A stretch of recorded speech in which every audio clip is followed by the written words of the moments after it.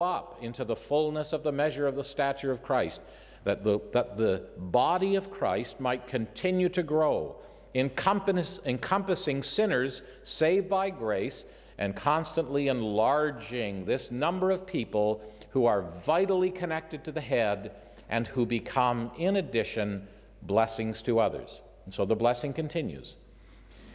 I want to read, however, a little section in 1 Corinthians chapter 12 by way of introduction.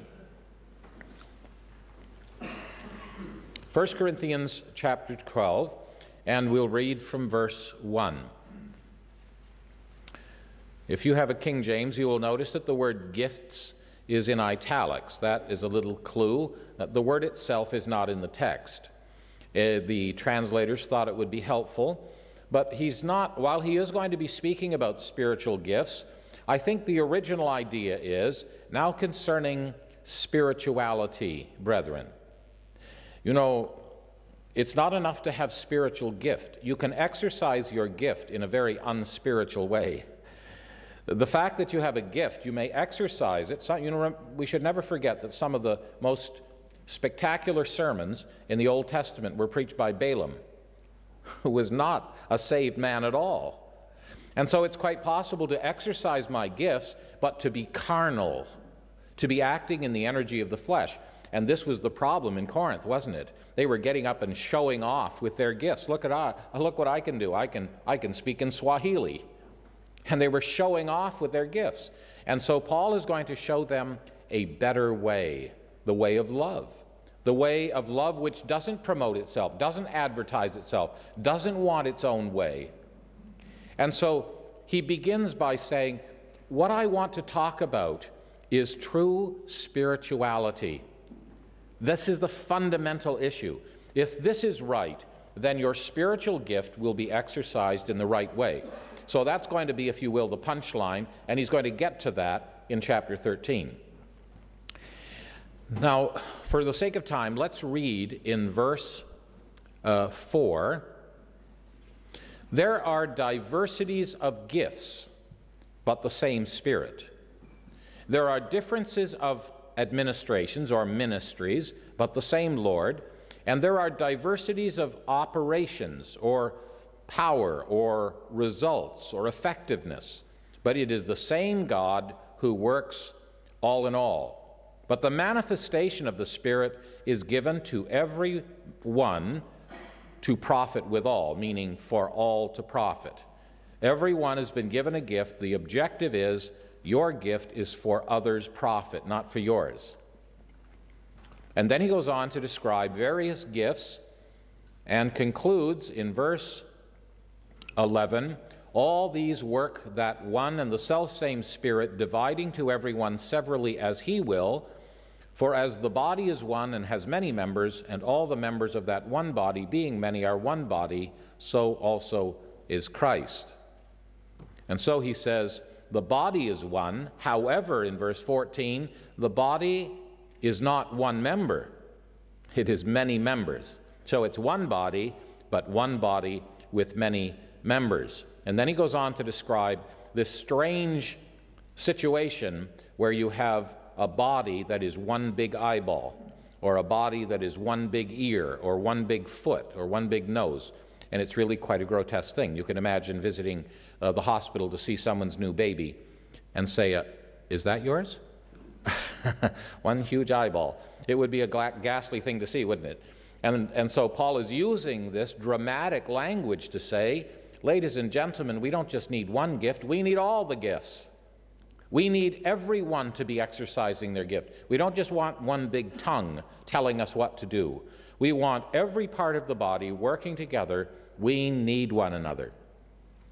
He comes to the end of his little section, has another description of the list of gifts, and this time he gives them in what he considers to be a logical order. And then he concludes in verse 31, a rather difficult verse perhaps, but covet earnestly the best gifts, and yet show I unto you a more excellent way. You read that verse and you wonder, how does that fit in with the rest of the chapter? Because we've been told in verse 11, All these worketh that one and the selfsame Spirit, dividing to every one severally as he will. The Spirit gives gifts as he will. I don't go and say, please, pretty please, give me this gift. The Spirit gives gifts as he understands the need of the body. Well, then what does this verse mean? I would suggest to you that the word you, which is inferred between the words but and covet, ought to be in the text. But you covet earnestly the best gifts, and yet show I unto you a more excellent way. That's what they were doing. They weren't supposed to do that. They wanted the showy gifts. They wanted the public gifts. And the Lord was saying, that's what you're doing. I want to show you the better way, says Paul. And of course, that's what chapter 13 is all about, the better way. In between the two sections that we have referred to, that describe the various parts of the body, and the issue of speciality in the body, and some people thinking that all we need is one or two gifts and my gift isn't very important, Paul has another little section in verses 23 and 24 talking about the hidden parts.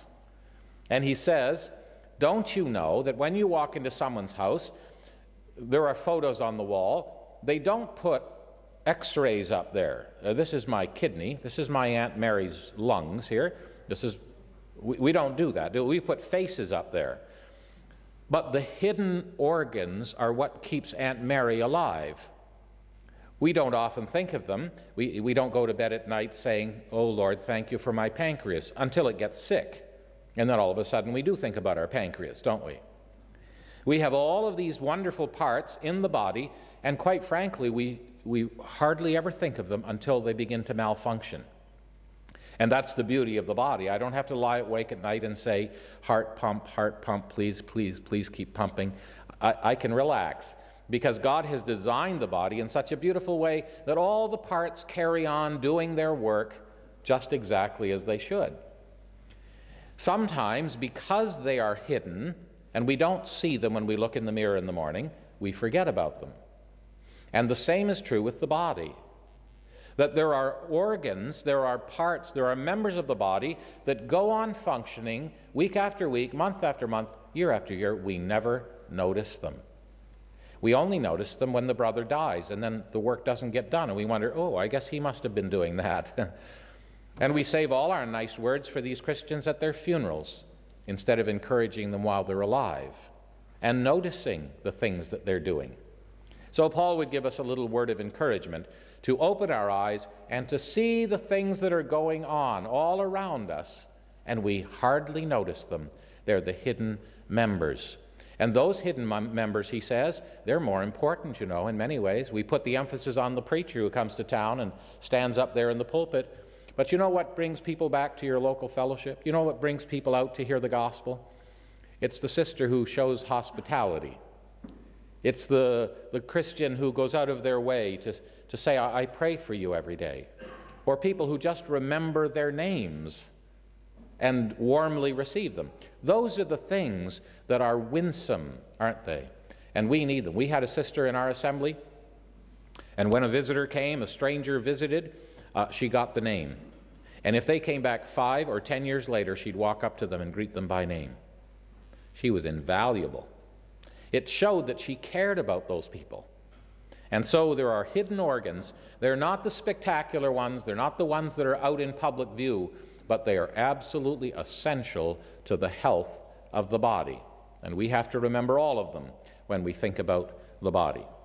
Well, in this little second section here, under spiritual gifts distinguished, we do know that the Spirit has given a special gift to every believer. Every believer is gifted. We've read that, haven't we, in verse 7 of chapter 12? The manifestation of the Spirit is given to every one so that all may profit. Every child in the family of God is a gifted child. But we have to distinguish as to what a gift is, and one of the best ways is to first of all think about what a gift isn't. First of all, a gift is not a natural talent. Natural talents come by physical birth. Spiritual gifts come by the new birth. Natural talents should be put on the altar just like spiritual gifts. And sometimes the spiritual gift and the natural talent can be